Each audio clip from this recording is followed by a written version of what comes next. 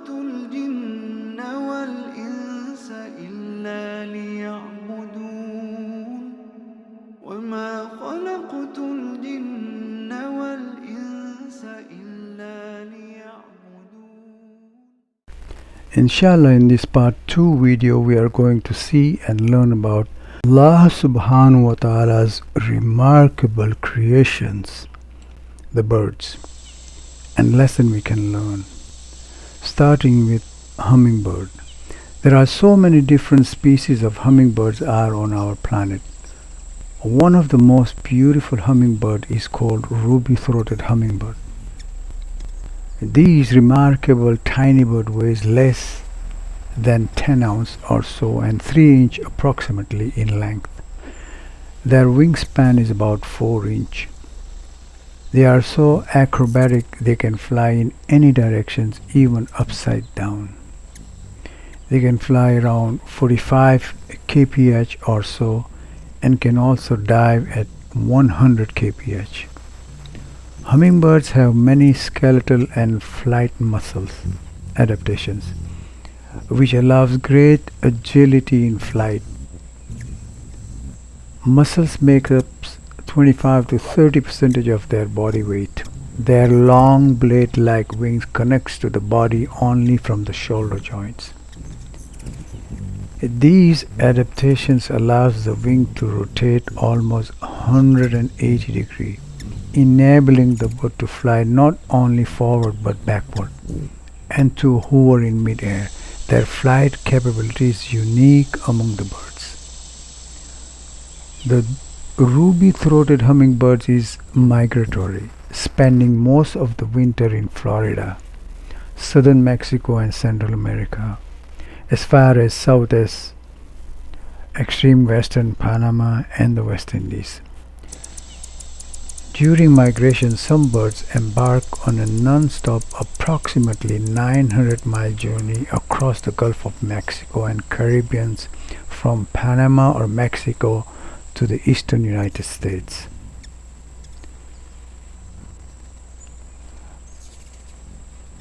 The bird breeds throughout the eastern United States and in southern Canada, particularly in Ontario.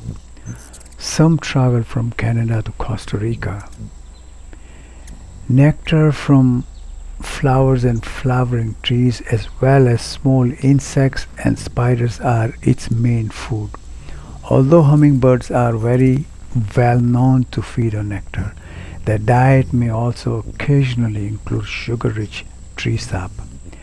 Their lifespan is approximately 3 to 5 years.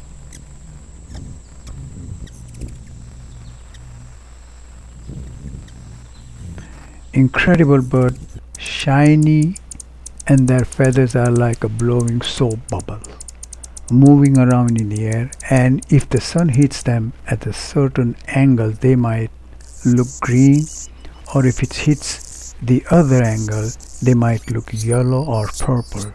Amazing. A bird that weighs less than a nickel, they travel as far as 2,000 miles. A lot of them cross the Gulf of Mexico non-stop 500 miles in 20 hours, and most of them ends up at wintering in Mexico in Central America. Remarkable creations of our Lord Allah subhanahu wa ta'ala. Alhamdulillah.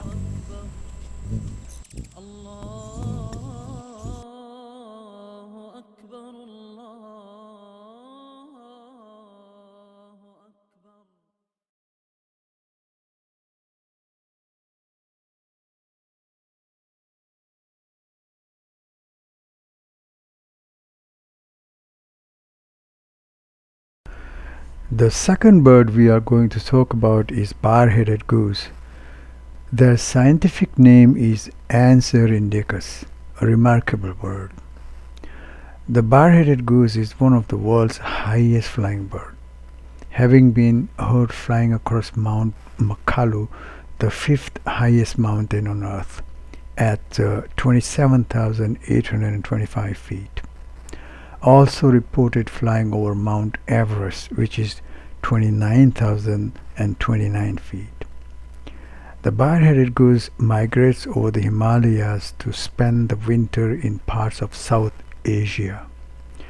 The modern winter habitat of the species cultivated fields where it feeds on barley, rice and wheat. They nest mainly on the Tibetan plateau. In the colder months of October through March, bar-headed geese lives in low-lying swamps in northern India. When the weather warms up, they take to the skies on their annual migrations to their summer breeding grounds in the high mountain lakes and wetlands of Central Asia. The main psychological challenge of bar-headed geese is getting oxygen from their thin air to their aerobic muscle fibers so they can fly at high altitude.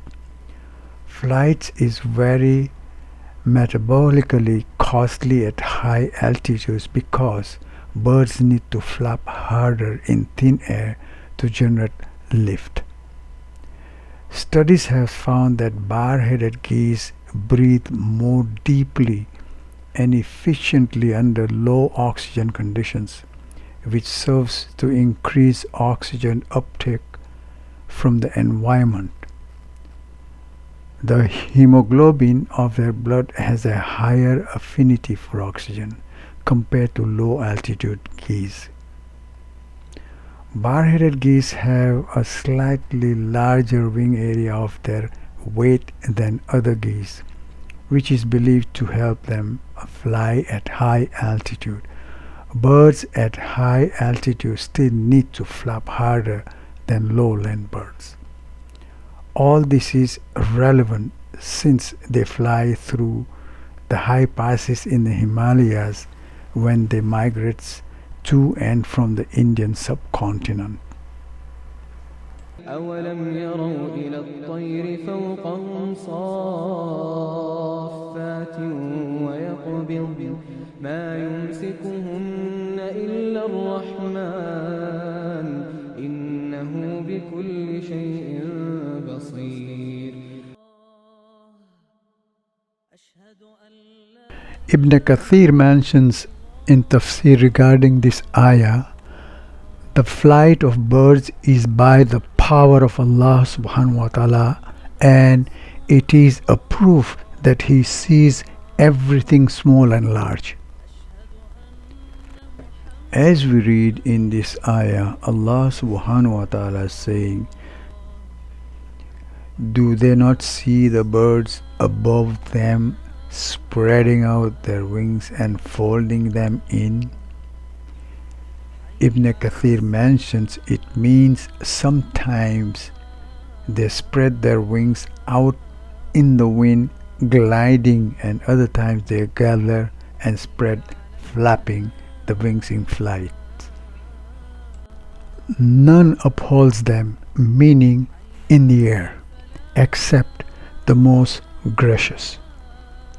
Allah subhanahu wa ta'ala holds them up in the air by subjecting the air to them out of His mercy and His gentleness. Verily, He is the all-seer of everything. Subhanallah.